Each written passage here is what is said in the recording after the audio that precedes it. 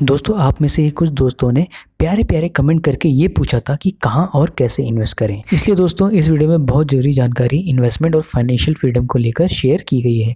इसलिए पूरी वीडियो को ध्यान से देखना, हो सके तो इसके नोट्स भी बना लेना, क्योंकि ये बातें किसी भी कॉलेज या स्कूल में आपको नहीं बताई जाएंगी। दोस्तों, फाइनेंशियल फ्रीडम और इन्वेस्टमेंट दो ऐसे टॉपिक हैं जिनके बारे में ना ही स्कूल में बताया जाता है और ना ही पेरेंट्स बताते हैं, क्योंकि उनको खुद भी इस बात की नॉलेज नहीं होती है। लेकिन अगर आपको ये बात समझ में आ गई जो मैं इस वीडियो में बताने जा रहा हूँ, तो आप लोगों के लिए अमीर बनना और अच्छी लाइफ जीना 100% गारंटेड है दोस्तों। इसलिए इस बातों को अच्छे से समझते हुए चलें। सबसे पहले आपको इस प्रश्न का उत्तर देना है।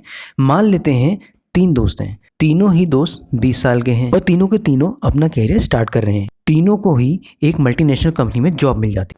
तो सबसे पहला वाला दोस्त, जिसका नाम विक्की है, उसने बहुत कम एज में एक बुक पढ़ी थी, the richest man in Babylon. इसमें एक बहुत बढ़िया कॉन्सेप्ट था, पे योरसेल्फ फर्स्ट का। इस कॉन्सेप्ट में ऑथर ने ये सजेस्ट किया है कि अगर आपको सही में अमीर बनना है तो सबसे पहले आपको अपने आप को पे करना पड़ेगा। मतलब जैसे ही सैलरी आपको मिल जाए तो शॉपिंग या नीड्स पर खर्च करने से पहले, इन शॉर्ट दूसरों को देने से पहले, उसका कुछ पोर्शन आपको अपने लिए रखना है, जिससे आप अपने फ्यूचर में इन्वेस्ट कर सकें। इस लेसन से विकी काफ़ी प्रभावित हुआ और उसने इसे काफ़ी सीरियसली फॉलो भी किया। मेरे प्यारे दोस्तों, विक्की इस रैट रेस से यानी कि जॉब से जल्दी ही बाहर निकलना चाहता था और जल्दी ही फाइनेंशियली फ्री भी होना चाहता था। इसके लिए उसने इंडेक्स फंड में यानी SIP फिक्स कर दी। अगर आप SIP और इंडेक्स फंड से रिलेटेड पूरी जानकारी जानना चाहते हैं तो नीचे कमेंट करें, यानी कि चैट सेक्शन में, जिससे मैं आपको अच्छी से अच्छी जानकारी दे पाऊँ इंडेक्स फंड और SIP को लेकर, जिससे आपको ये पता चल जाएगा कि आखिर विक्की ने इंडेक्स फंड में इन्वेस्ट करना क्यों चुना। SIP का मतलब होता है सिस्टमेटिक इन्वेस्टमेंट प्लान, जिसमें उसकी सैलरी से ऑटोमेटिकली 20,000 रुपये इन्वेस्ट हो रहे थे, जैसा कि उसने प्लान किया था। अब उसे स्टार्टिंग में ये 20,000 रुपये देना काफ़ी भारी पड़ रहा था, क्योंकि उसकी सैलरी का मैक्सिमम पार्ट SIP में जा रहा था। लेकिन जब उसे पे योर सेल्फ का कॉन्सेप्ट याद आता था तो उसे काफ़ी मोटिवेशन मिलता था और उसको ये भी पता था कि SIP कोई EMI की तरह नहीं होती है जो कि कंपलसरी है। सपोज़ कभी मेडिकल इमरजेंसी आ जाती है तो SIP को वो कभी भी स्टॉप कर सकता था, और वो भी बिना किसी पेनल्टी को देकर। तो यही रीज़न था जो वो बिना टेंशन के SIP कर रहा था, और इसी के साथ वो अपनी जॉब में भी काफ़ी फोकस रहता था। और जब आगे चलकर उसकी सैलरी बढ़ी तो आगे चलकर वो अपनी लाइफ को कंफर्टेबली जीने लगा, और इसी के साथ उसने कभी भी अपनी SIP को स्टॉप नहीं किया दोस्तों, और वो अपनी फाइनेंशियल जर्नी को पूरे 20s में कंटिन्यू करता चला गया। मतलब 20 से 29 साल तक केवल SIP में बढ़ता रहा। तो उसका 1 साल का इन्वेस्टमेंट था 1,40,000 रुपये, और उसने कंसिस्टेंटली 10 साल तक किया था, तो उसकी नेट वैल्यू जो बनी वो 24 लाख की बनी। अब बात करते हैं दूसरे दोस्त यानी कि सन्नी की, जो अपने 20s में पूरी सैलरी को एंजॉय करता रहा, और उसके बाद जैसे ही वो 30 साल का हुआ और उसका पहला बेबी होने के बाद उसको ये फील हुआ कि उसको भी इन्वेस्टमेंट करनी चाहिए। इसके बाद वो अपनी 30s में अपनी इन्वेस्टमेंट की जर्नी को शुरू कर देता है। उसको ये अच्छे से पता था कि वो इन्वेस्टमेंट लेट स्टार्ट कर रहा है, तो वो विक्की से डबल पैसा इन्वेस्ट करता है, और वो भी डबल टाइम के लिए। इन शॉर्ट वो साल में लगभग 5 लाख इन्वेस्ट करता है, और वो भी 20 सालों के लिए, और उसका नेट इन्वेस्टमेंट बैठता है 1 करोड़ रुपये। अब तीसरा दोस्त है मिक्की, जो अपने 20s में अपनी पूरी सैलरी इंजॉय करता था, और उसको शॉपिंग और शो ऑफ की इतनी लत पड़ चुकी थी कि वो क्रेडिट कार्ड से भी खर्चा करता था, जिसके कारण वो अपने 30s में भी इन्वेस्टमेंट की जर्नी शुरू नहीं कर सका, क्योंकि उसके पास कोई सेविंग ही नहीं थी।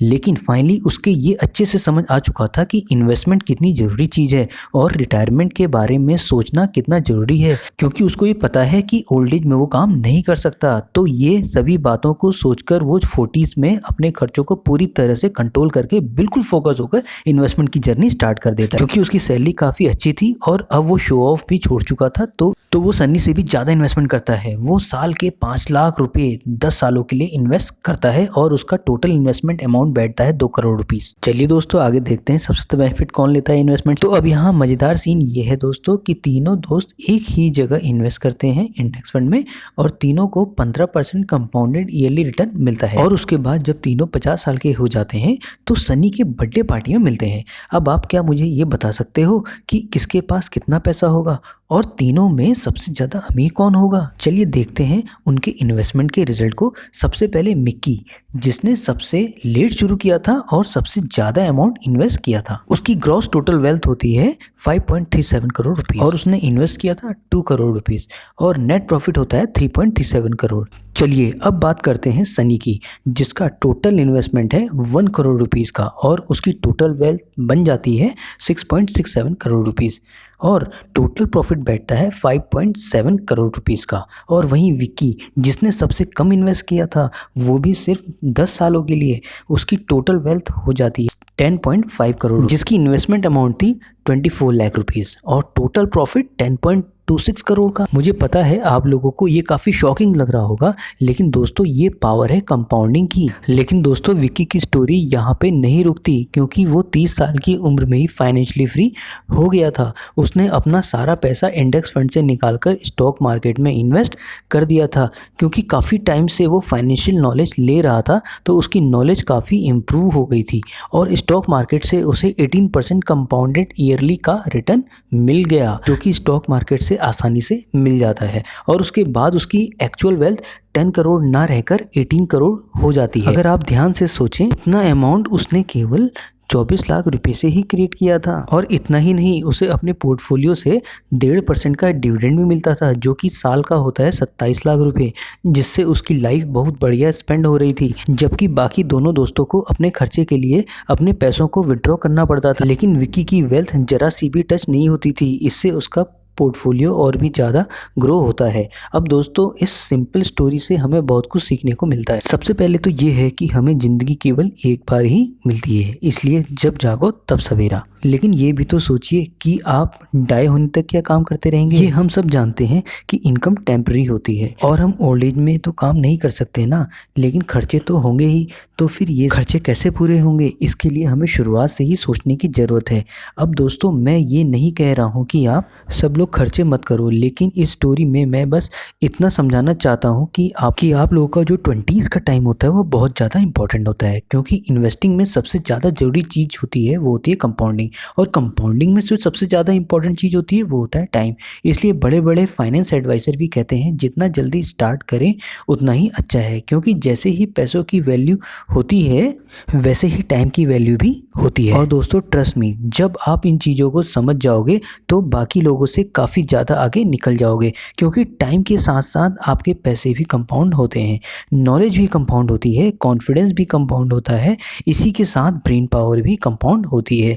जब आप ये सब समझकर अपनी लाइफ में आगे निकल जाते हैं तो बाकी लोग आपसे पीछे रह जाते हैं। दोस्तों जो भी बातें आज मैंने इस वीडियो के माध्यम से बताई वो ना ही आपको स्कूल में सिखाई जाती हैं और ना ही हमारे पेरेंट्स हमें बताते हैं, क्योंकि उनको खुद भी इसके बारे में कोई नॉलेज नहीं होती है। दूसरा इंपॉर्टेंट लेसन हमें ये सीखने को मिलता है कि यदि अगर किसी स्टॉक से हम बहुत जल्दी प्रॉफिट कमा रहे हैं, सपोज करें 50% से 100% का भी हमें रिटर्न मिल जाए, यदि हमारा पैसा हम डबल भी कर लेते हैं तो भी हम उससे अमीर नहीं बन सकते, क्योंकि अगर आपने 2 लाख इन्वेस्ट किया और वो 4 लाख में ग्रो भी हो जाएगा तो क्या आप इस अमाउंट से फाइनेंशियली फ्री हो जाएंगे और क्या आप इतने अमाउंट से अपनी जॉब को छोड़ पाएंगे? चलिए इसे थोड़ा और समझते हैं। अब आप ये सोच रहे होंगे कि जब हमारे पास ज़्यादा पैसा नहीं, उतना कॉन्फिडेंस नहीं है, नॉलेज नहीं है, तो हम क्या करें? तो दोस्तों अब हम आ रहे हैं इस वीडियो के बहुत इम्पॉर्टेंट पार्ट में, जो ये है कि जब आप इन्वेस्टमेंट शुरू करते हैं अपने 20s में तो आपका पोर्टफोलियो कितना रिटर्न दे रहा है वो मैटर नहीं करता है, आपका लर्निंग का ग्राफ कितना बढ़ रहा है वो मैटर करता है। क्योंकि जितनी स्पीड से आप अपने 20s में जितनी नई चीज़ें सीख सकते हैं उतना आप 30s और 40s में नहीं सीख सकते। और आपके फ्यूचर के लिए टाइमलेस एडवाइस भी देना चाहता हूँ कि फ्यूचर में आप देखोगे कि आपके पोर्टफोलियो में एक दिन में जितने रुपए फ्लक्चुएट होते हैं उतना आप एक टाइम में पूरे साल में सेव करके इन्वेस्ट करते थे। और ये कंपाउंडिंग का बहुत बड़ा मैजिक है दोस्तों, जो कि ऐसे ही काम करेगा, जो कि 90% लोगों की समझ में नहीं आता।